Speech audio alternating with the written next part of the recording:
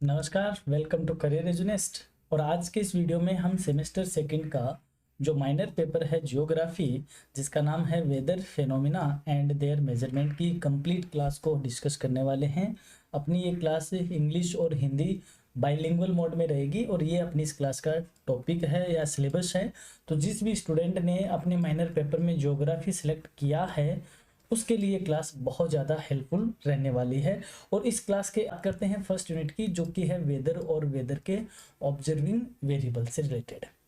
बात करते हैं दोस्तों वेदर की डेफिनेशन के साथ। क्या होता है मौसम की परिभाषा? मौसम क्या होता है? एक अल्पकालीन शॉर्ट टर्म एक वायुमंडलीय परिस्थितियों को बताता है कि आज कल, या फिर ये कहे कि डे टू डे की लाइफ में जो एटमॉस्फेरिक कंडीशन में जो चेंजेस होता है उसको हम वेदर के नाम से जानते हैं। उन कंडीशंस को वेदर कहते हैं। और जो लॉन्ग टर्म की जो कंडीशंस है उसको हम क्लाइमेट के नाम से जानते हैं। जैसे हम कहें कि आज का मौसम बहुत नमी वाला है, उमस वाला है। वहीं हम क्लाइमेट की बात करें तो राजस्थान के क्लाइमेट क्या है? गर्म है, ड्राई है। तो लंबे टाइम की जो एटमॉस्फेरिक कंडीशंस होगी उसको क्लाइमेट कहते हैं, और जो शॉर्ट टर्म की एटमॉस्फेरिक कंडीशंस होगी उनको हम वेदर कहते हैं। तो बात करते हैं दोस्तों वेदर की। Weather refers to the day-to-day atmospheric conditions such as temperature, humidity, wind, rainy and pressure at a particular place and particular time. अर्थात मौसम से तात्पर्य किसी स्थान विशेष पर एक निश्चित समय पर वायुमंडलीय दशाएं जैसे तापमान, आर्द्रता, वायु, वर्षा और वायुदाब की जो दैनिक स्थिति है उसको हम मौसम के नाम से जानते हैं। जैसे आज का मौसम पार्शियली क्लाउड है, आज का मौसम क्लाउडी है, आज का रेनी मौसम है, आज का हवा वाला मौसम है, आज धूप है, आज बरसात है, आज बारिश है, आज फॉग है। इस तरीके की जो सिचुएशन होती है, जो डे टू डे होती है, उसको हम वेदर के नाम से जानते हैं। अब बात करते हैं, जब हम वेदर का ऑब्जर्वेशन करते हैं या एनालिसिस करते हैं तब हम किन किन वेरिएबल्स को इसमें कंसीडर करते हैं, कौन कौन से वेरिएबल्स इसमें स्टडी किए जाते हैं। पहला है टेम्परेचर, अर्थात वेदर में हम टेम्परेचर को इंक्लूड करते हैं। एटमॉस्फेरिक प्रेशर्स अर्थात वायुमंडलीय दाब को इसमें देखते हैं। ह्यूमिडिटी अर्थात आर्द्रता को इसमें देखते हैं। विंड स्पीड एंड डायरेक्शन, वायु की क्या गति है, क्या उसकी दिशा है। क्लाउड कवर, बादलों की मात्रा कितनी है। प्रिसिपिटेशन अर्थात बारिश का किस तरीके का माहौल है। और विजिबिलिटी अर्थात दृश्यता को इसमें हम इंक्लूड करते हैं। तो ये वो पैरामीटर्स है, या यूं कहे ये वो वेरिएबल्स है जो एक वेदर के ऑब्जर्वेशन में स्टडी में इंक्लूड किए जाते हैं। या यूं कहे तो जब वेदर का ऑब्जर्वेशन करते हैं तो इन वेरिएबल्स को हम उसमें देखते हैं कि आज का टेम्परेचर क्या कह रहा है, ह्यूमिडिटी किस तरीके की है, हवा की दिशा दशा क्या है, वो सारी चीजें। अब बात करते हैं क्यों करते हैं हम ये वेदर ऑब्जर्वेशन, क्या जरूरत है वेदर अवलोकन या मौसम अवलोकन की, या इसका इंपॉर्टेंस क्या है, क्या महत्व है, क्यों किया जाए। तो पहला है it helps in weather forecasting and warnings. ये मौसम का जो पूर्वानुमान है उसमें और जो चेतावनी होती है कि आपको ये नहीं करना चाहिए, आने वाले दिनों में मौसम खराब रहेगा, तो इस तरीके की जो वार्निंग है वो देने में या मौसम की फोरकास्टिंग करने में मौसम का जो ऑब्जर्वेशन है वो हेल्प करता है। इट सपोर्ट्स एग्रीकल्चरल प्लानिंग, ये जो एग्रीकल्चर की जो प्लानिंग है वो सारी की सारी, क्योंकि हमें पता है हमारी जो कृषि है वो पूरी की पूरी मौसम पे ही टिकी हुई है। मौसम का थोड़ा सा भी बिगड़ना हमारी फसल को बहुत ज्यादा नुकसान करता है। तो जो एक किसान है, जो हम जो एग्रीकल्चर से रिलेटेड जो योजनाएं या रणनीति या कार्य नीति बनाते हैं वो सारी की सारी वेदर को ऑब्जर्वेशन के आधार पे ही बनाते हैं। तो वेदर का ऑब्जर्वेशन हमारी एग्रीकल्चरल प्लानिंग को सपोर्ट करता है।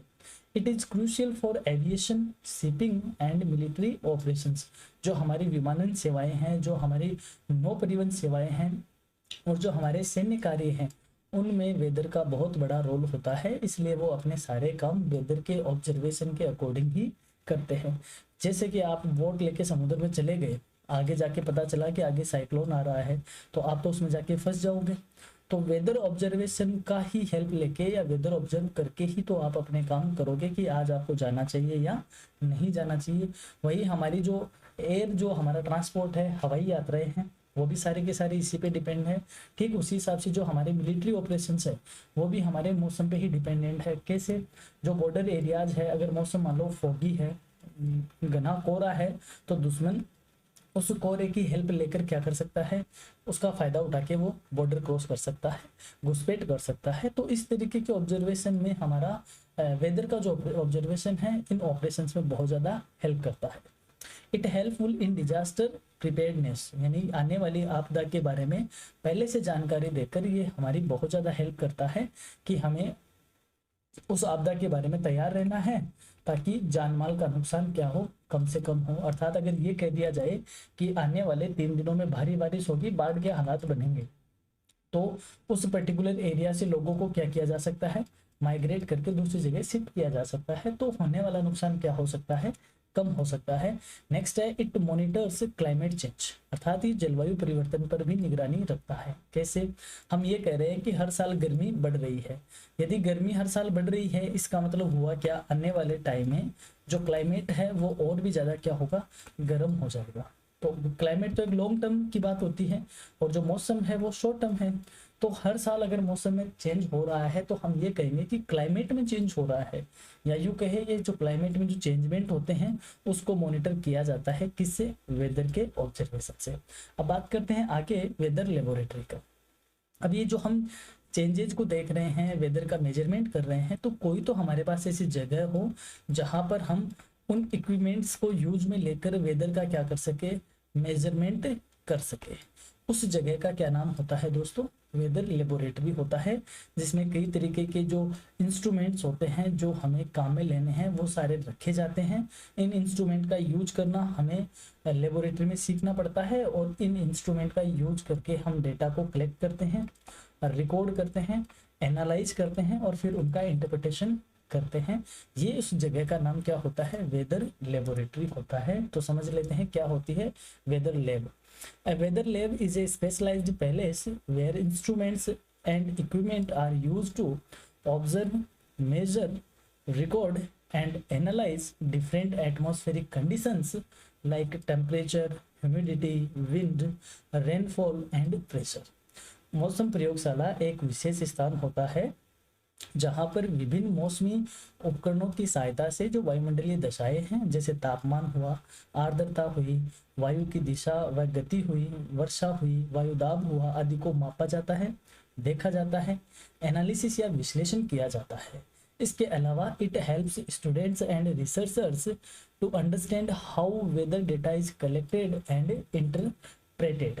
अर्थात ये जो लैब है वो छात्रों की और शोधकर्ताओं की हेल्प करती है किस विषय में, मौसम संबंधी जानकारी इकट्ठा करने में और उन जानकारी का विश्लेषण करने में वेदर लैब छात्रों की और रिसर्चर्स की हेल्प करती है। तो आई होप वेदर लैब को आप समझ गए होंगे कि सर एक ऐसी जगह जहाँ पे कई तरीके के इक्विपमेंट्स होते हैं, उन इक्विपमेंट का यूज करके हम टेम्परेचर को, ह्यूमिड को, विंड को, रेन को, इन सबको मेजर करते हैं। उस जगह का नाम क्या होता है, वेदर लैब होता है। अब बात करते हैं वेदर लैब के कुछ की पॉइंट की। It equipped with the instruments like thermometer, barometer, rain gauge, hygrometer, anemometer and भी कई तरीके के और भी कई तरीके के मीटर्स इसमें रखे जाते हैं। It helps in training students to handle weather instruments. ये छात्रों को मौसम के जो यंत्र है उनका प्रयोग करने का यहाँ पर अभ्यास करवाया जाता है ताकि वह आगे क्या कर सके, इनको यूज कर सके। It enables analyse of climate patterns and short term and long term weather changes.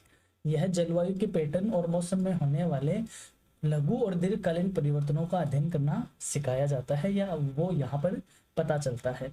It used for educational, research and forecasting purpose. जो लैब है इसका यूज शैक्षणिक तौर पे, अनुसंधान के तौर पे और मौसम के पूर्वानुमान के लिए किया जाता है।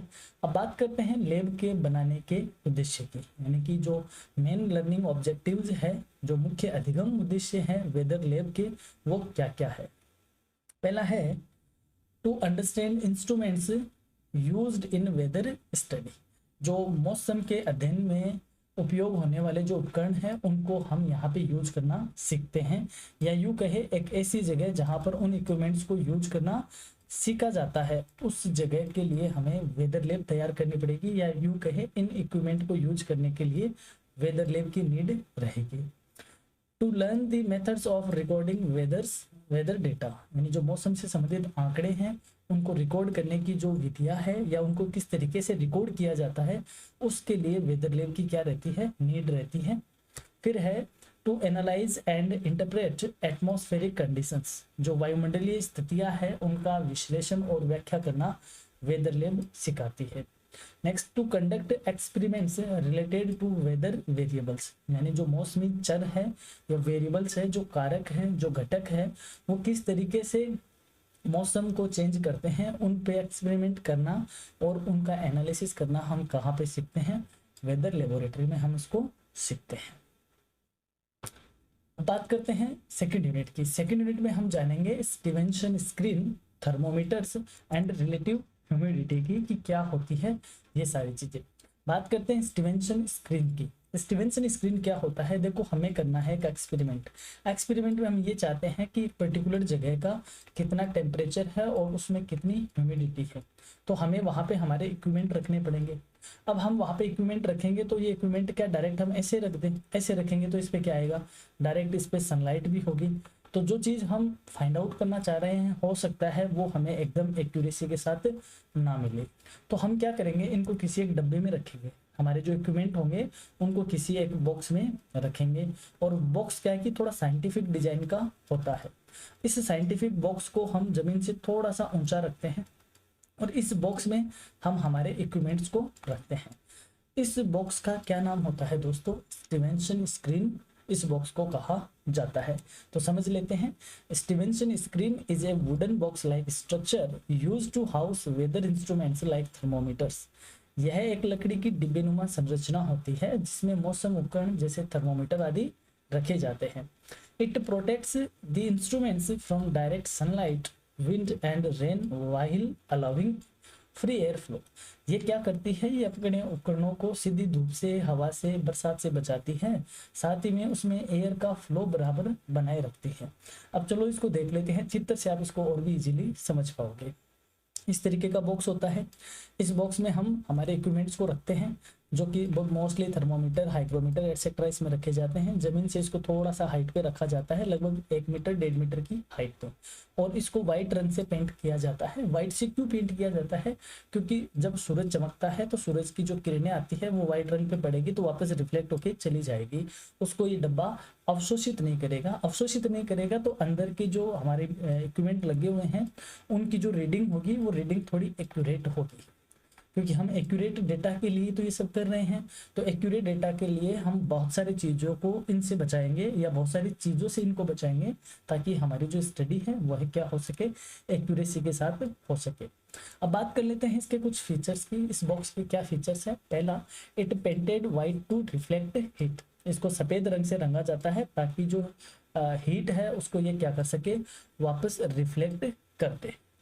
मेड ऑफ वुड, ये लकड़ी का बना होता है क्योंकि लकड़ी एक बढ़िया इंसुलेटर का काम करती है। इंसुलेटर का मतलब होता है अवरोधक, जिसमें उष्मा का क्या नहीं हो, संचालन नहीं हो, जिसमें जो एनर्जी है उसका फ्लो नहीं होता, वो लकड़ी होती है। इसलिए इसको लकड़ी से बनाया जाता है ताकि जो इक्विपमेंट है इनकी रीडिंग हमें प्रॉपर और एक्यूरेट मिल सके। इट रेटिकुलेटेड साइड्स, यानी कि वेंटिलेशन के लिए इसको जालीदार बनाया जाता है ताकि इसमें हवा का जो फ्लो है वह प्रॉपर रह सके।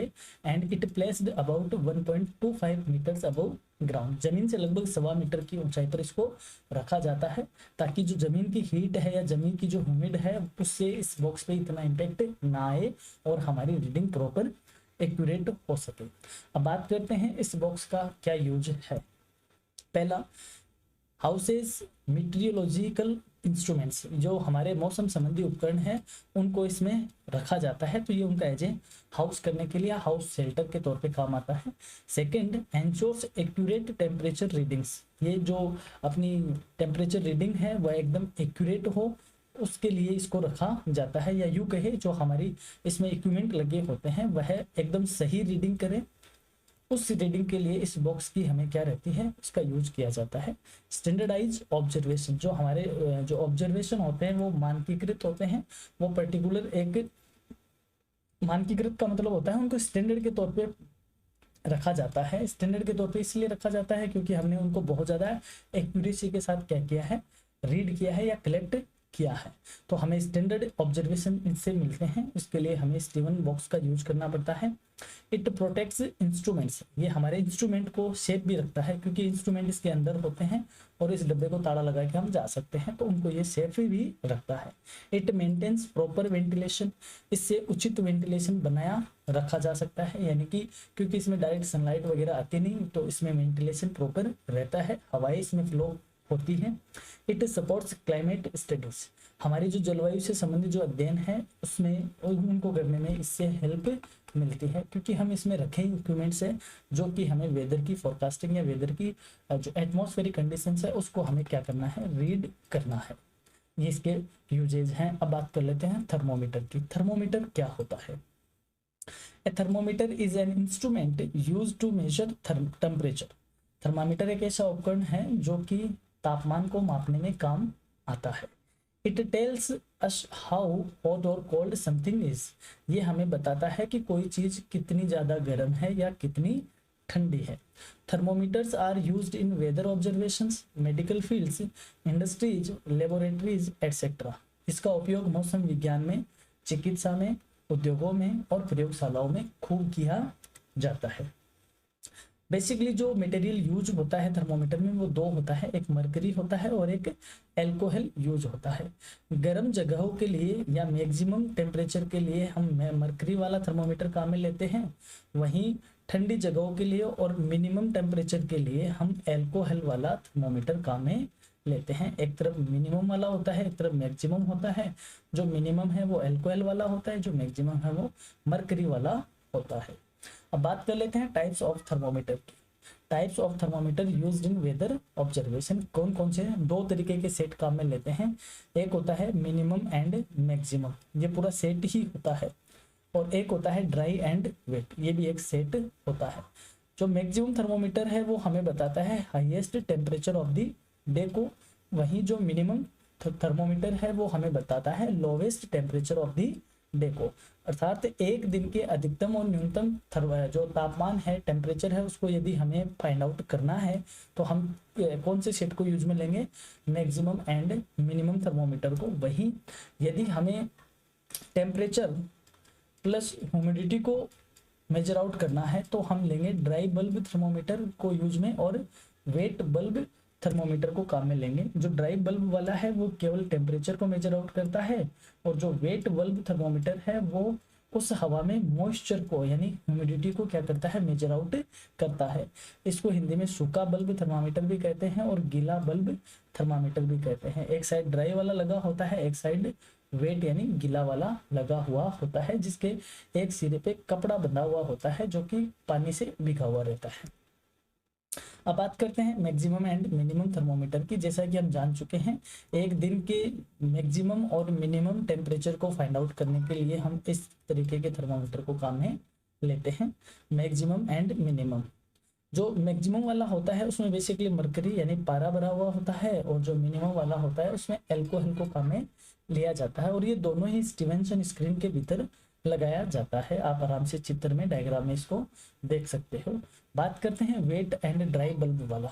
तो जब अभी भी मैंने कहा कि यदि हमें ह्यूमिडिटी को मेजर आउट करना है टेम्परेचर के साथ साथ, तो हम इस सेट को काम में लेंगे।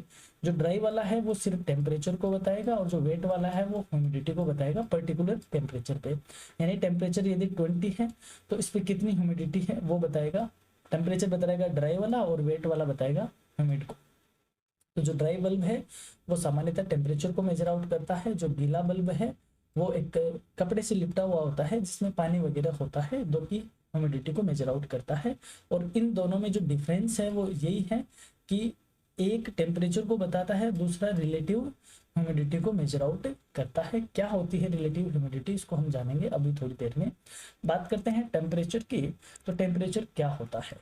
Temperature is a physical quantity that indicates how hot और कोल्ड एन ऑब्जेक्टिव, यानी कि तापमान वह भौतिक राशि है जो ये बताती है कि कोई वस्तु कितनी ज्यादा गर्म है या कितनी ठंडी है।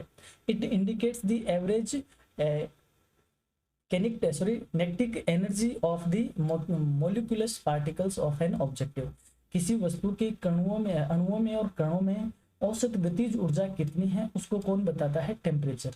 अर्थात जब एनर्जी ज़्यादा होगी तो हम कहेंगे वह वस्तु क्या है, गर्म। एनर्जी कम होगी तो हम कहेंगे कि वह वस्तु क्या है, ठंडी।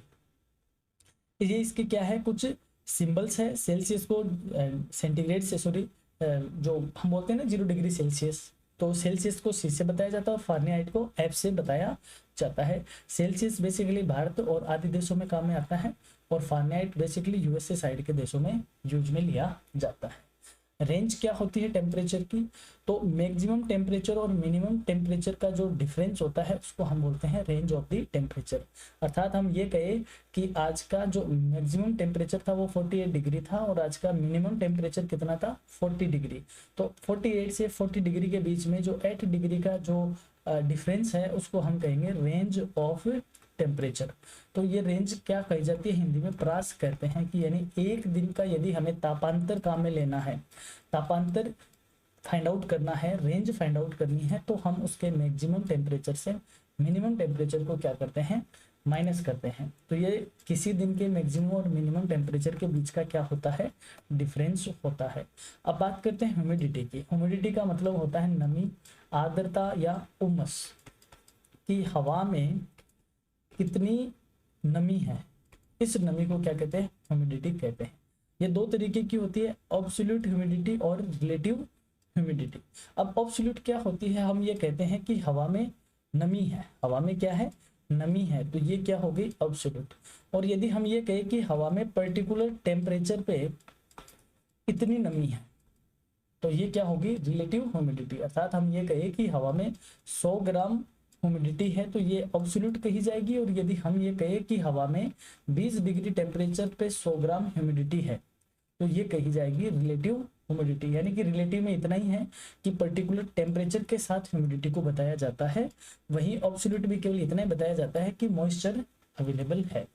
Relative humidity is the percentage of moisture present in the air compared to the maximum it can hold at that temperature। यानी सापेक्ष आर्द्रता नमी का वह प्रतिशत है जो तापमान पर हवा में मौजूद होती है उसके अधिकतम संभव स्तर की तुलना में। हम ये कह सकते हैं, इसको ऐसे समझो, एक हवा है, एक फॉर एग्जांपल लेते हैं, हवा है, वह 1000 ग्राम ह्यूमिडिटी को क्या कर सकती है, होल्ड कर सकती है। 1000 ग्राम ह्यूमिडिटी को क्या कर सकती है, होल्ड कर सकती है। अब हम ये कहें कि आज 40 डिग्री टेम्परेचर पे 800 ग्राम ह्यूमिडिटी है, 40 डिग्री टेम्परेचर पे 800 ग्राम ह्यूमिडिटी है, तो ये जो 40 डिग्री टेम्परेचर के साथ ह्यूमिडिटी बताइए कौन सी ह्यूमिडिटी होगी, रिलेटिव ह्यूमिडिटी होगी। अब हम इस रिलेटिव ह्यूमिडिटी को किस में बताना चाहिए, परसेंटेज में। तब हम कहेंगे कि 800 कैपेसिटी कितनी है, 1000 का कितना परसेंट है, 800 1000 का कितना परसेंट है, 80%। तो हम ये कहेंगे कि आज हवा में 80% ह्यूमिडिटी है, तो ये कौन सी होगी, रिलेटिव ह्यूमिडिटी होगी, जो कि पर्टिकुलर टेम्परेचर के साथ बताई जाती है कि कितनी हो सकती है और कितनी एक्चुअल में है, उसका जो परसेंटेज होता है वही क्या कही जाती है, रिलेटिव ह्यूमिडिटी कही जाती है। इसको हम काउंट कैसे करते हैं, average water vapour upon carrying capacity of humidity into 100। अर्थात वास्तव में कितना जलवाष्प हुआ और अधिकतम संभव जलवाष्प कितना हो सकता है, उसका जो परसेंटेज होती है उसको सापेक्ष आर्द्रता कहा जाता है। एग्जाम के लिए इंपॉर्टेंट है, ध्यान रखना। बात करते हैं थर्ड यूनिट की, जिसमें हम बात करेंगे rainfall, rain gauge and types of rainfall की। साथ ही में कई तरीके की जो मीटर्स हैं वो हम यहाँ बात करते हैं। सबसे पहले हम समझते हैं रेनफॉल को। रेनफॉल क्या होती है, हमने बचपन से जब भी हम छोटी क्लास में थे हमने ये पढ़ा है कि पानी होता है वह वेपर बन के यानी भाप बन के उड़ता है, ऊपर बादलों में जाता है और बादल फिर से बरसात करते हैं और फिर वह बरसात वापस चलती है, इसको बोलते हैं वाटर साइकिल। तो रेनफॉल बहुत ही आसान सी चीज़ है कि the amount of water falling from the atmosphere to the earth in the form of droplets. अर्थात वर्षा वह प्रक्रिया है जिसमें जल की बूंदें वायुमंडल से पृथ्वी की ओर गिरती है। It is a major component of the water cycle and essential for agriculture, drinking water and maintaining ecosystem. यह जल चक्र का एक मुख्य कंपोनेंट है, मुख्य हिस्सा है, जो कि कृषि, पेयजल और पारिस्थितिकी तंत्र के लिए बहुत ही ज़्यादा क्या है, आवश्यक है या बहुत ही ज़्यादा हेल्पफुल है। तो वायुमंडल से वर्षा के बूंदों के तौर पे पानी का गिरना क्या कहा जाता है, रेनफॉल कहा जाता है। मेजरमेंट ऑफ रेनफॉल की बात करें, वर्षा का मापन क्या होता है, किस तरीके से होता है, तो rainfall is measured in the millimetres यानी mm और सेंटीमीटर्स अर्थात cm using an instrument called a rain gauge. वर्षा को हम मिलीमीटर में या सेंटीमीटर में मेजर आउट करते हैं। इसको मापने के लिए एक उपकरण का प्रयोग किया जाता है जिसे हम रेन गेज के नाम से जानते हैं। फॉर एग्जाम्पल हम ये कहते हैं कि if 10 mm rainfall is recorded, कि 10 mm बारिश दर्ज की गई, it means 10 mm layer of water has fallen over A flat surface. इसका मतलब हुआ कि एक समतल सतह पर 10 mm मोटी पानी की परत गिरी है। आप अखबार में पढ़ते हो कि सीकर में भारी बरसात हुई, सीकर में 10 mm की बरसात रिकॉर्ड की गई। तो इसका मतलब यही हुआ कि एक जो फ्लैट सरफेस है उस पर हम 10 mm की लेयर बना दें, इतना पानी इक्वली तौर पे क्या हुआ है, गिरा है। इसको बोलते हैं वर्षा का मेजरमेंट। हम वाटर की जो mm में या सेंटीमीटर में या मिलीमीटर में हम क्या करते हैं, उसकी परत को मापते हैं, इसी का बोलते हैं रेनफॉल का मेजरमेंट। और ये किस से मापते हैं, इसको हम मापते हैं रेन गेज से। रेन गेज एक इस तरीके का इक्विपमेंट होता है जिसमें पानी गिरता है और इस पे यहाँ मीटर लगा होता है। इससे हमें आइडिया लगता है कितनी mm बारिश हुई है। Rain gauge is an instrument use to collect and measure the amount of rainfall. Rain gauge एक उपकरण है जिसका प्रयोग वर्षा को एकत्र करने में और उसको मापने में किया जाता है। इसमें क्या क्या होते हैं, ए फनल शेप्ड कलेक्टर होता है, ए मेजरिंग सिलेंडर होता है एंड ए प्रोटेक्टिव कंटेनर और कैशिंग होता है। एक कीमे के आकार का जल संग्रहक चीज होती है, तो ये इसका फनल होता है। ये आप देख रहे हो, this is the funnel shaped collector. फिर होता है एक सिलेंडर, यानी ये सिलेंडर होता है जिससे मेजरमेंट होता है, जिस पे स्केल लगा होता है। एक सुरक्षा कंटेनर होता है और ये जो बाहर इसमें लगा हुआ है जो कि इसको प्रोटेक्ट करता है, ये होता है इसका प्रोटेक्टिव कंटेनर। तो फनल, सिलेंडर एंड कंटेनर ये इसके कुछ कंपोनेंट होते हैं और ये बरसात को मेजरमेंट करने के लिए काम में आता है। और मेजरमेंट हम mm और cm यानी मिलीमीटर एंड सेंटीमीटर में मेजर आउट करते हैं। अब बात करते हैं टाइप्स ऑफ रेन गेज की, यानी कि ये जो इक्विपमेंट है जो कीमे के आकार का था जिसमें बारिश इकट्ठी होती है और अंदर सिलेंडर में जाती है। तो ये कितनी तरह का होता है, ये एक तो होता है मैनुअल अर्थात बिना रिकॉर्डिंग वाला, जिसमें हम सिर्फ पानी इकट्ठा होता है और उसको हम देखते हैं कि कितना हो गया, यानी मैनुअली हम उसमें पता लगाते हैं, उसको बोलते हैं नॉन रिकॉर्डिंग रेन गेज या मैनुअल रेन गेज। एक होता है एडवांस रेन गेज जो ऑटोमेटिक होता है और रिकॉर्ड अपने आप डेटा को रिकॉर्ड करता है, जो कि टेक्नोलॉजी के साथ यूज किया हुआ होता है, एडवांस टेक्नोलॉजी के साथ होता है, जिसको हम बोलते हैं रिकॉर्डिंग रेन गेज। अब बात करते हैं टाइप्स ऑफ रेनफॉल। बरसात कितनी तरह की होती है। अब आप ये कहोगे कि सर बरसात के भी टाइप्स होते हैं क्या, बिल्कुल। बरसात बेसिकली 3 तरीके की होती है, कन्वेक्शनल रेनफॉल यानी संवहनीय वर्षा, ओरेग्राफिक रेनफॉल यानी पर्वतीय वर्षा, और साइक्लोनिक या फ्रंटल रेनफॉल यानी चक्रवातीय या फ्रंटल वर्षा, यानी जिसमें चमक होती है, बिजली होती है, गर्जना होती है, दैट साइक्लोनिक रेनफॉल होती है। जो पहाड़ों से टकरा कर बरसात होती है दैट इज ओरेग्राफिक और पर्वतीय वर्षा, और जो हवा का ऊपर बहने से जो बरसात होती है दैट इज कन्वेक्शनल रेनफॉल। समझ लेते हैं इन तीनों को। सबसे पहले बात करते हैं कन्वेक्शनल रेनफॉल। इसमें क्या होती है, पानी की वेपर होता है, हवा ऊपर की ओर चलती है, हवा ऊपर की तरफ जाती है तो ऊपर टेम्परेचर कम होने से हवा में कंडेंसेशन होता है, यानी कि बादल बनते हैं। बादल बनते हैं, टेम्परेचर ज़्यादा ह्यूमिडिटी बनती है, बादल बनते हैं और फिर वह बादल प्रिसिपिटेशन अर्थात बारिश के तौर पे नीचे वापस गिरते हैं। इस बारिश का क्या नाम होता है, convectional rain. It occurs when the surface gets heated, air rises, cools, condensation and causes rain, यानी जब सतह गर्म होती है, यानी जब हीट की वजह से जो ये सरफेस है ये गर्म होता है तो हवा ऊपर की तरफ जाती है क्योंकि वायुदाब बढ़ता है।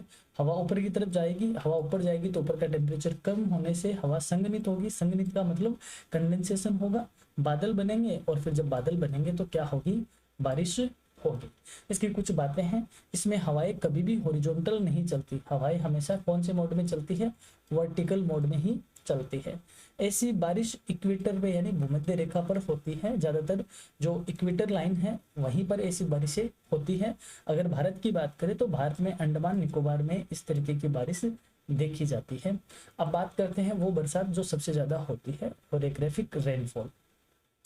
ओरेग्राफिक रेनफॉल को हम बोलते हैं पर्वतीय वर्षा। इसमें क्या होता है, when moist air is force to rise over mountains it cools and rains. अर्थात जब नम हवा पहाड़ों से टकराकर ऊपर उठती है तब ठंडी होकर बरसात करती है। समझते हैं इसको चित्र के सहायता से, यानी ये हीट ओशियन है, वार्म ओशियन में ई वेपराइजेशन हुआ, ई वेपर होने पे यहाँ से बरसात सॉरी हवाएं जा रही है, हवाएं जाएगी तो वेपरेशन के वाष्प की वजह से हवाएं क्या होगी, नमी से भर जाएगी, नमी से भरेगी, सामने उनके वह किसी पहाड़ से टकराएगी, पर्वत से टकराएगी, पर्वत से टकराएगी तो हवा ऊपर की तरफ जाएगी, ऊपर की तरफ जाने से कंडेंसेशन बढ़ जाएगा, कंडेंसेशन होगा और हवाएं और भी ज्यादा क्या हो जाएगी, भारी हो जाएगी। किस वजह से, नमी की वजह से, और भारी हो जाएगी तो वहां से क्या होगी, बारिश होगी। यानी हम ये फील करते हैं ना कि आज उमस बहुत ज्यादा है, आज बरसात आएगी, तो उमस ज्यादा है। उमस कैसे होती है, जब हवाएं ऊपर बहुत ज्यादा कंडेंस्ड हो जाती है, संघनित हो जाती है, और ये अवरोध होता है इसमें पहाड़ का। ये पर्वत इसको ऊपर इसको पार करना चाहती है, हवा पार करेगी तो और ऊपर जाएगी, और ऊपर इसलिए नहीं उठ जाएगी क्योंकि ये यहाँ पे बहुत ज्यादा भारी हो चुकी है, भारी हो गई तो ये यहाँ पे बरसात होगी, बरसात होगी, बादल फिर हल्के होंगे, ऊपर जाएंगे, ऊपर जाकर फिर इस अवरोध को पार करेंगे। अवरोध को जब बादल पार करते हैं तो वह खाली हो चुके होते हैं। तो इसमें क्या होता है, पहाड़ के एक तरफ तो बारिश होती है और एक तरफ बारिश नहीं होती है। तो जिस तरफ बारिश नहीं होती है उस एरिया को कहते हैं रेन शेडो एरिया। हिंदी में इसको कहते हैं वृष्टि छाया चित्र, वृष्टि छाया चित्र, वृष्टि छाया भाग। जैसे अरावली है राजस्थान में, एक तरफ क्या है कि बरसात आती है और एक तरफ अरावली के बरसात नहीं आती। वो इसीलिए नहीं आती क्योंकि हमारे यहाँ ओरेग्राफिक प्रेसिपिटेशन होता है। आई होप आप इसको समझे होंगे। इसमें हमेशा अवरोध का होना जरूरी है, जैसे ये पहाड़ है, इस पहाड़ का यानी अवरोध का होना जरूरी है। ऐसी बारिश से वेस्टर्न घाट पे, अरावली में, हिमालय में कई जगहों पर ऐसी देखी जाती है, जहां जहां पे पहाड़ है इस तरीके की बारिशें देखी जाती है। एक तरफ बरसात होती है और एक तरफ बरसात नहीं होती है। इसमें मेन यही है कि जो मॉइस्चर एयर है वह पहाड़ से टकराएगी, पहाड़ से टकराएगी, ऊपर उठेगी, ऊपर उठेगी तो भारी होकर उनको बरसात करनी पड़ेगी, और वह वर्षा एक साइड होती है, एक साइड नहीं होती है। अब बात करते हैं साइक्लोनिक या फ्रंटल रेनफॉल की, चक्रवातीय बारिशें। इसमें क्या होता है, it happens when warm and cold air masses meet during cyclones. जब साइक्लोन्स होते हैं उसमें एक ठंडी हवा और गर्म हवा जब आपस में टकराती है तब इस तरीके की बारिश होती है। क्योंकि इस तरीके की बारिश में जब गर्म हवा ठंडी हवा से टकराएगी तो गर्म हवा क्या होगी, ऊपर की तरफ उठ जाएगी, गर्म हवा और ऊपर उठ जाएगी, ऊपर उठेगी तो ऊपर का टेम्परेचर कम होने से कंडेंसेशन होगा, कंडेंसेशन होने से बादल बनेंगे, और बादल बनने से क्या होगी, बारिश होगी।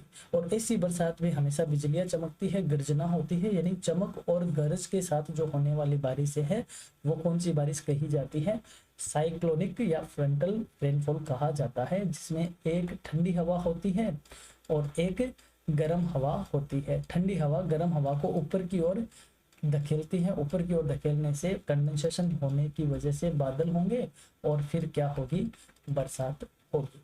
आई होप तीनों आप समझ गए होंगे। मैंने बहुत ही चित्र के साथ इसको समझाने की कोशिश करी है कि इक्वेटर पे वर्टिकल हवा की वजह से जो बारिश होती है दैट इज कन्वेक्शनल बारिश, और फिर होती है ओरेग्राफिक जो कि पहाड़ से टकराकर होने वाली बरसात। ओरेग्राफिक और ठंडी और गर्म हवा के आपस में टकराने से होने वाली बरसात कौन सी होती है, साइक्लोनिक रेनफॉल होता है। अब बात करते हैं इंपॉर्टेंस और यूजेज ऑफ रेनफॉल मेजरमेंट। अब रेनफॉल का मेजरमेंट क्यों ज़्यादा जरूरी है, क्या इसका इंपॉर्टेंस है। तो पहला, फॉर एग्रीकल्चरल प्लानिंग, कृषि की योजना के लिए बारिश का होना बहुत ज़्यादा जरूरी है, और बारिश का मेजरमेंट एग्रीकल्चर की प्लानिंग में बहुत ज़्यादा क्या करता है, हेल्प करता है। हमारी पूरी एग्रीकल्चर बारिश पे डिपेंड है, और जो किसान है वो हर तरीके की योजना बारिश को मद्देनजर रखकर ही बनाता है, तो उनके लिए रेनफॉल का मेजरमेंट बहुत ज़्यादा इम्पोर्टेंट होता है। For flood and drought prediction, यानी बाढ़ और सूखे का यदि पूर्वानुमान लगाना है तो हमें किसका मेजरमेंट करना होगा, हमें रेनफॉल का मेजरमेंट जरूरी होगा। इसी से ही हम बाढ़ का और ड्रॉट का प्रिडिक्शन लगा पाते हैं। फॉर वाटर रिसोर्स मैनेजमेंट, यानी हमारे जो पेयजल के जो संसाधन है, जो हमारे पानी के संसाधन हैं, उनका हमें मैनेजमेंट करना है तो हमें किसका मेजरमेंट करना होगा, रेनफॉल का। तभी हम कहते हैं कि पिछली साल कम बारिश हुई, उससे पिछले साल अधिक बारिश हुई थी, इस बार हमारी बारिश औसत से भी कम है। तो ये हम कैसे पता लगाते हैं, यदि हमने रेनफॉल का मेजरमेंट किया है तभी तो हम ये बता पाएंगे कि हमारी बारिश औसतन बरसात है या औसत से अधिक है या औसत से कम है, आने वाले टाइम में ड्रॉट होगा या बाढ़ की स्थिति होगी, या वाटर रिसोर्स पे किस तरीके का इम्पैक्ट होगा, पीने के पानियों पे किस तरह का इम्पैक्ट होगा, ये सब हमें पता चलता है रेनफॉल के मेजरमेंट से। फिर है फॉर क्लाइमेट स्टडी, जलवायु के अध्ययन के लिए भी रेनफॉल का क्या किया जाता है, मेजरमेंट किया जाता है। तो ये वो सारे पॉइंट है जो हमें बताते हैं कि रेनफॉल का क्यों मेजरमेंट जरूरी है। अब बात करते हैं बैरोमीटर की। बैरोमीटर क्या है, वायुदाब मापक यंत्र, यानी हवा का दबाव कैसा है, उस हवा के दबाव को हम जिस मीटर से वो करते हैं, मेजर आउट करते हैं, उस मीटर का क्या नाम है दोस्तों, बैरोमीटर है। A barometer is an instrument used to measure atmospheric pressure, अर्थात बैरोमीटर एक ऐसा यंत्र होता है जो वायुमंडलीय दबाव को मापने के लिए प्रयोग किया जाता है। It helps meteorologists predict weather and also determines altitude in various applications like aviation and mountaineering, अर्थात जो पर्वतारोही है और जो मौसम वैज्ञानिक है वो मौसम का पूर्वानुमान लगाने में और ऊंचाई को मापने में मदद करता है। कौन, ये बैरोमीटर। जो हमारी हवाई यात्राएं हैं, विमानन सेवाएं हैं और जो पर्वतारोहण है वो अपने साथ कौन सा मीटर कैरी करते हैं, बैरोमीटर कैरी करते हैं, जिससे उनका वायुदाब का वह क्या लगा सके, पता लगा सके, उसको मेजर आउट कर सके। टाइप्स ऑफ बैरोमीटर, यानी वायुदाब मापक यंत्र के प्रकार कौन कौन से हैं। पहला है मरकरी बैरोमीटर, यानी मरकरी है इसका मतलब इसमें पारा यूज में लिया जाएगा। It uses mercury to measure atmospheric pressure, इसको पारा बैरोमीटर कहते हैं। ये वायुमंडलीय दबाव को मापने के लिए पारे का यूज में लेता है। फिर आता है एनोरॉइड बैरोमीटर, अर्थात it use metal box, compact होता है और पोर्टेबल होता है, यानी एक धातु की बॉक्स का होता है जो बिना तरल पदार्थ का होता है। इसको ये थोड़ा जटिल होता है, कॉम्प्लेक्स होता है और साथ ही में ये पोर्टेबल भी होता है और यूं कहे ये एडवांस भी होता है। आजकल ये चीजें सारी क्या आने लग गई है, डिजिटल आने लग गई है। अब बात करते हैं यूजेज ऑफ बैरोमीटर। बैरोमीटर का यूज किस में आता है, तो पहला तो यही है मेजर एटमॉस्फेरिक प्रेशर्स, यानी वायुमंडलीय दबाव को मापने में, फोरकास्ट वेदर चेंजेस, मौसम परिवर्तन को जानने में, और हेल्पफुल इन एल्टीट्यूड कैलकुलेशन, यानी ऊंचाई को मापने में क्या करता है वायु जो दाबक यंत्र है या यूं कहे जो बैरोमीटर है वह काम में लिया जाता है। अब बात करते हैं एनीमोमीटर की। आप कई जगह जाते हो, आप इस तरीके का एक कोई मीटर देखते हो कहीं पे लगाया हुआ, हाइट पे किसी बिल्डिंग पे या कहीं भी लगा हुआ हो। ये क्या काम आता है, ये हवा का जो स्पीड है, वेलोसिटी ऑफ विंड है, यह है उसको मेजर करता है। इसमें एक साइड कप वगैरह लगे होते हैं और ये हवा की वेलोसिटी को मेजर करने के काम आता है।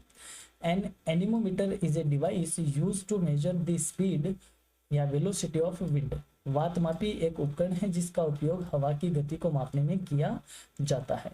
It usually has 3 or 4 cups mounted on horizontal arms which rotate when winds blows। इसमें आमतौर पर 3 से 4 कप लगे होते हैं जो कि हवा के कारण क्या करते हैं, घूमते हैं। हवा जिधर से चलेगी उधर ये घूमने लग जाएंगे गोल गोल। और हवा की जो यूनिट है स्पीड के लिए वो कौन सी यूज में ली जाती है, wind speed is measured in kilometres per hour या मीटर्स पर सेकेंड, यानी किलोमीटर पर आवर की स्पीड से और मीटर पर सेकंड की स्पीड से हम हवा की गति को क्या करते हैं, मेजर आउट करते हैं। और इसको मापने का जो यंत्र होता है दैट इज एनीमोमीटर। अब एनीमोमीटर के टाइप्स क्या क्या होते हैं, प्रकार कौन कौन से होते हैं।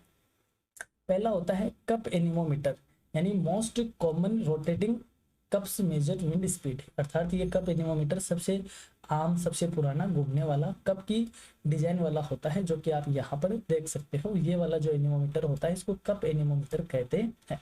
फिर आता है प्रोपेलर एनीमोमीटर, ये प्रोपेलर रोड्स विद विंड, अर्थात हवा के साथ इसका जो प्रोपेलर है वह घूमता है। ये कौन सा हुआ, प्रोपेलर एनीमोमीटर हुआ। फिर आता है हॉट वायर एनीमोमीटर, जो कि साइंटिफिक और लेबोरेटरी में यूज किया जाता है, या यूँ कहे ये एडवांस होता है। तो ये 3 तरीके के एनीमोमीटर होते हैं। अब बात कर लेते हैं इसके यूज की, इसका क्या काम है। तो पहला, इट मेजर्स विंड स्पीड, हवा की गति को मापने में काम में लिया जाता है। It used in meteorology, aviation and engineering, मौसम विज्ञान में, विमानन में और इंजीनियरिंग में इसका बहुत ज़्यादा काम में, इसका बहुत ज़्यादा यूज किया जाता है। अब बात करते हैं विंड वैन की, पवन दर्शक यंत्र। हमने हवा की गति तो माप ली, अब हम ये चाहते हैं कि हवा आ कहाँ से रही है, कौन सी डायरेक्शन से आ रही है। तो हवा की डायरेक्शन को मेजर आउट करने के लिए हम जिस यंत्र को काम में लेंगे वो होगा विंड वैन। आप इस तरीके का देखते हो कहीं पे, इसमें क्या करते हैं, ये हमारी दिशाएं लगी होती है, ईस्ट वेस्ट नॉर्थ साउथ, ये फिक्स होती है, इसमें कोई मूवमेंट नहीं होता। इसमें जो घूमने वाली चीज होती है उसके ऊपर जो एरो लगा हुआ होता है वह घूमता है। जिस साइड से हवा आती है उसी साइड इस एरो का मुंह हो जाता है, यानी अगर इसका मुंह साउथ की तरफ है तो हवा किधर से आ रही है, साउथ की साइड से आ रही है। यदि इसका मुंह नॉर्थ की तरफ है इस तरीके से, तो हम ये कहेंगे हवा किधर से आ रही है, नॉर्थ साइड से आ रही है। A wind vane is an instrument used to show the direction of the wind. पवन दर्शक यंत्र एक ऐसा यंत्र उपकरण है जो हवा की दिशा को दर्शाता है। It usually has an arrow that rotates freely and points in the direction from which the wind is blowing.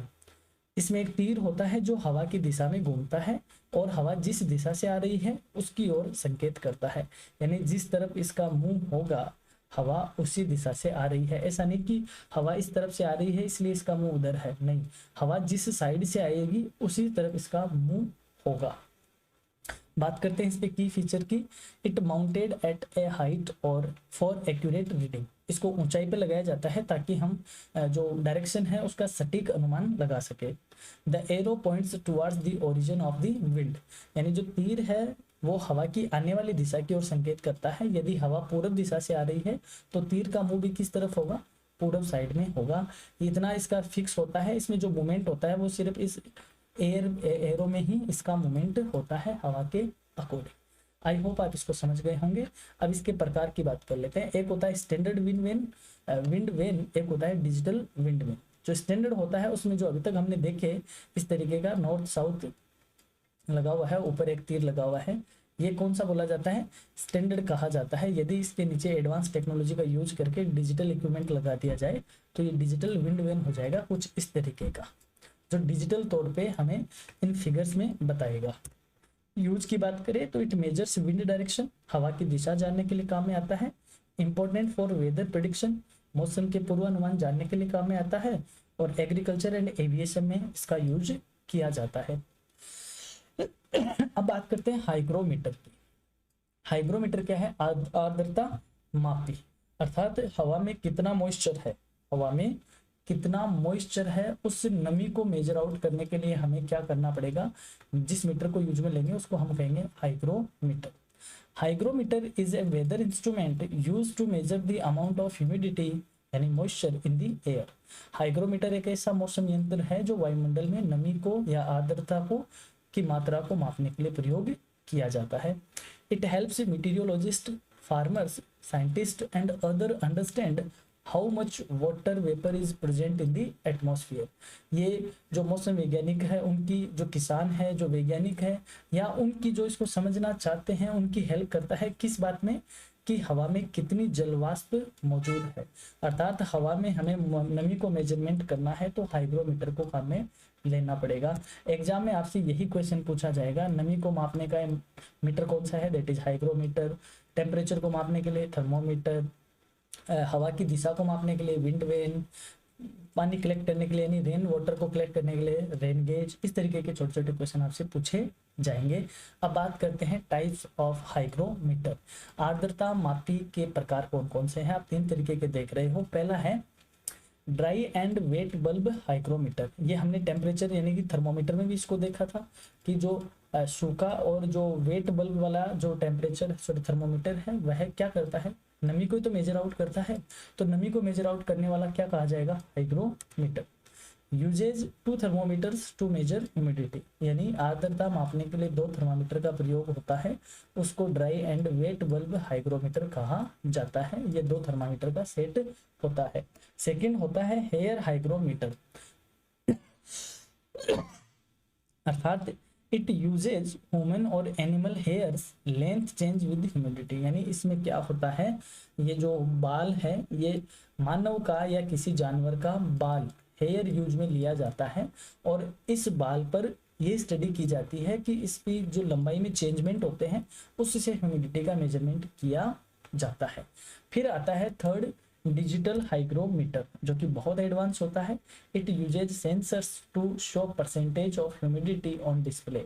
यह हाइग्रोमीटर डिस्प्ले के जरिए परसेंटेज में हमें किसको बताता है, नमी को सेंसर के थ्रू बताता है। तो ये कौन सा हो गया, डिजिटल हाइग्रोमीटर हो गया, ये हेयर हाइग्रोमीटर हो गया और ये dry and wet bulb hygrometer हो गया। अब इसका यूज कहाँ होता है या इसके यूज क्या है, it measures relative humidity in air, हवा में जो सापेक्ष आर्द्रता है उसको मापने में इसका यूज होता है। It uses in weather forecasting, green houses, मौसम विभाग में या मौसम की पूर्वानुमान में और ग्रीन हाउस में इसका काम लिया जाता है। होम्स एंड लैब्स, इसके साथ ये प्रयोगशालाओं में भी काम में आता है।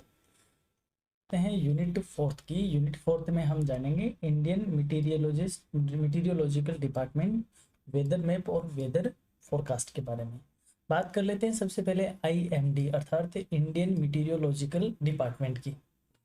इंडियन मीटीरियोलॉजिकल डिपार्टमेंट, इससे पहले देखो अब हम बात कर रहे हैं वेदर के मेजरमेंट की। तो वेदर का मेजरमेंट करने के लिए कोई तो हमारे पास ऐसी इंस्टीट्यूशन होगी जो इनका डेटा कलेक्ट करती है, उन पे एनालिसिस करती है और फोरकास्टिंग करती है। तो भारत के संदर्भ में बात करें तो इंडियन मीटीरियोलॉजिकल डिपार्टमेंट ये सारा काम करता है। इंडियन मीटीरियोलॉजिकल डिपार्टमेंट ये सब करता है। The Indian meteorological department is the national agency responsible for the weather forecasting, seismology and meteorological observations in India. भारतीय मौसम विभाग भारत की एक प्रमुख संस्था है जो देश भर में मौसम का पूर्वानुमान, भूकंप विज्ञान और वायुमंडलीय निरीक्षण का काम करती है। अब इंडिया में क्या ये बहुत पहले से शुरू हो गया था, जब यहाँ पे ब्रिटिश शासन हुआ करता था तभी से इसकी स्टैब्लिशमेंट हुई थी 1875 में। ये इनकी 1875 में IMD को स्थापित किया गया था और इसका हेडक्वार्टर आज कहाँ है, नई दिल्ली में है। शुरुआत में कलकत्ता, शिमला, पुणे इन सब जगह से होता हुआ बाद में कहाँ शिफ्ट किया गया, नई दिल्ली में इसको शिफ्ट किया गया। और आज ये it works under ministry of earth sciences, government of India. आज ये भारत सरकार के पृथ्वी विज्ञान मंत्रालय के अंतर्गत काम करता है। तो आपसे पूछा जा सकता है IMD का पूरा नाम, IMD का स्थापना वर्ष, इसका हेडक्वार्टर और इसकी मिनिस्ट्री के बारे में भी आपसे पूछा जा सकता है कि ये किसके अंडर काम करता है। अब बात कर लेते हैं ये काम क्या करता है, क्योंकि नाम ही भारतीय मौसम विभाग है तो मौसम से संबंधित आंकड़े, फोरकास्टिंग इन सब में इसका काम है। तो जान लेते हैं वेदर फोरकास्टिंग, जो कि डेली बेसिस, वीकली और सीजनल के तौर पे करता है। दैनिक, साप्ताहिक और मौसमी मौसम पूर्वानुमान देना इसका काम है। साइक्लोन एंड फ्लड वार्निंग देता है, चक्रवात और बाढ़ की चेतावनियां देता है। मॉनसून प्रिडिक्शन लगाता है कि मॉनसून के बारे में भविष्यवाणी करता है, मॉनसून कब आएगा, कैसे आएगा, पहले आएगा, बाद में आएगा, कितनी बरसात हो सकती है, होगी, ये सब। Aviation and marine weather services, हवाई जहाज और समुद्री सेवाओं को मौसम की जानकारी देता है, यानी कि जो हमारी हवाई यात्राएं हैं, जो समुद्री यात्राएं हैं, वो सारे उनके बारे में प्रिडिक्शन बताता है कि आगे किस तरीके की वेदर सर्विसेज होगी। Data collection from the weather station, यानी देश भर में जो मौसम केंद्र है वहां से डेटा कलेक्ट करता है। और issuing alerts for natural disaster, जो प्राकृतिक आपदाएं आती है उनके बारे में अलर्ट जारी करने का काम भी कौन करता है, IMD करता है, इंडियन मीटीरियोलॉजिकल डिपार्टमेंट। अब बात करते हैं वेदर मैप्स की, मौसम मानचित्र, यानी इस तरीके की जो सिंबल्स होते हैं जिनका जैसे डीजल के लिए है, रेन के लिए है, स्नो के लिए है, शोर के लिए है, इस तरीके के थंडर स्टॉर्म वगैरह के लिए है, सैंड स्टॉर्म है, या इस तरीके के मेघ रहित 1/8 आकाश मेघ है, यानी कि बादलों की संख्या बताने के लिए, हवा की डायरेक्शन बताने के लिए उसका ये कुछ सिंबल यूज में होते हैं। मैं बहुत ज़्यादा डिटेल में इसमें नहीं जाऊंगा, आप इसको ये जानो कि ये सिंबल स्टैंडर्ड होते हैं, पहले से ये सिंबल होते हैं। पर्टिकुलर इस मैप में देखो, इसमें देखो सिंबल बताए हुए हैं। तो इसको जो एक मीटीरियोलॉजिस्ट होता है वो इसको इस तरीके से फाइंड आउट करता है कि कहाँ पर बादलों की किस तरीके का नेचर होगा, यानी लिखकर नहीं बताना पड़े, सिंबल के जरिए एक मैप पर ये सारी चीजें बता दी जाए या इनको यूज में लिया जाए। तो इससे क्या पता चलेगा कि क्या वहाँ का एटमॉस्फेरिक कंडीशंस होगी। इस मानचित्र से हमें ये पता चलेगा कि वेदर रिपोर्ट क्या कहती है इंडिया की। तो ये जो सिंबल्स होते हैं इनको हम बोलते हैं वेदर सिंबल्स, और जिस मैप पे इनको यूज में लिया जाता है उसको बोलते हैं वेदर मैप। आई होप आप इसको समझे होंगे, इसको डिटेल में जान लेते हैं। Weather maps are geographical representation of meteorological data recorded over a region at a particular time.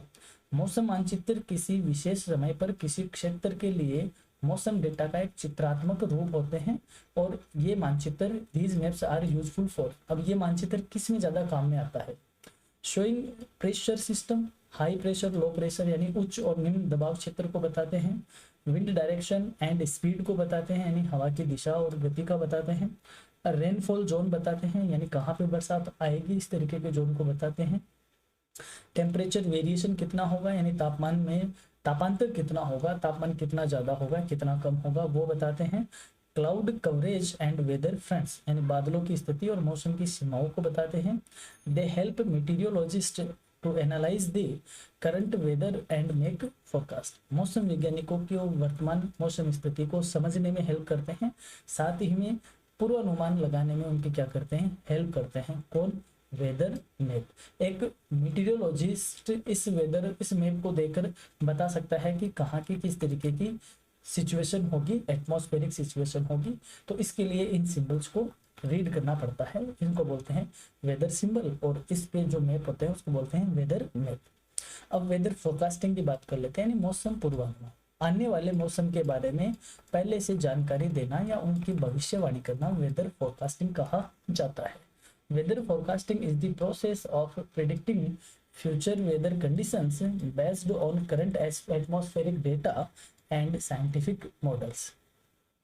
मौसम पूर्वानुमान का अर्थ है भविष्य की मौसम स्थितियों का अनुमान लगाना जो वर्तमान वायुमंडलीय जानकारी और वैज्ञानिक मॉडलों के आधार पर किया जाता है। यानी हम भविष्य में मौसम कैसा होगा, भविष्य की बात होती है नियर बाई, भविष्य के बाद, बहुत आगे का भविष्य नहीं। वेदर का मतलब भी शॉर्ट टर्म टेक्नोलॉजी से लिया जाता है। तो जब हम इसके बारे में फोरकास्टिंग करते हैं तो हमारे पास एटमॉस्फेरिक डेटा होने चाहिए और कोई ना कोई साइंटिफिक मेथड या मॉडल हम यूज में लेंगे, तभी हम क्या कर पाएंगे, फोरकास्टिंग कर पाएंगे। इसको हम कहते हैं वेदर फोरकास्टिंग। इसके टाइप्स बता देते हैं, एक होता है short range forecast, long range forecast, और एक होगा एक्सटेंडेड रेंज फोरकास्ट।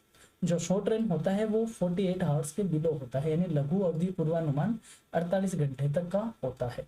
लॉन्ग जो रेंज फोरकास्ट है यानी दीर्घ अवधि पूर्वानुमान है वो 48 घंटे से ज्यादा का होता है।